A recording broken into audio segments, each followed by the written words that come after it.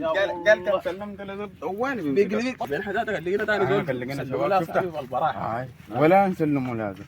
بعيد بعيد يا زلمه لا ما مصاب هاي لان الشغل هذا بيجري سريع يا زلمه ما هو ينفع صاحبي يسلم صاحبك هذا ما صاحبك هذا الشغل ده صاحبك شنو هذا اللي انت ما تقدر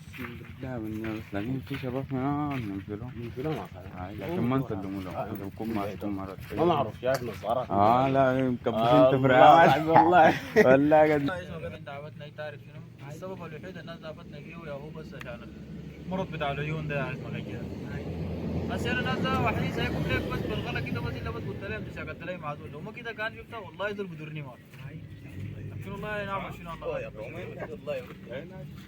شباب السلام ورحمه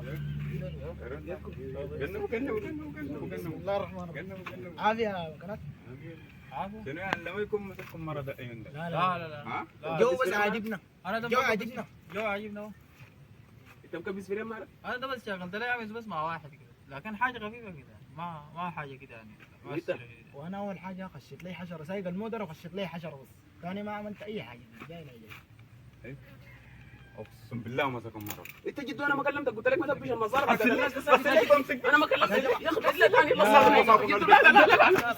شايف الناس ده اصلي ده الجرو من هنا فقال نعمل شنو نسافر برا السودان ولا نعمل شنو لا دول اسمع كلامي ده اصلا هي ايام وبتنتهي والله دي عالم ثاني يا لكن اصلا السودانيين ده بحالتهم كده لكن زول كده اسمك انا استنى اليوم ده عندي اليوم الثالث ده اي لكن اصلا كده كده بقول لك انا اسبوع واسبوعين لكن هذول والله اسمع كلامي ده انا ده كده يومي ده كده بناكل قرط بس اول شغل ده قدره الهيه اصلا جاي من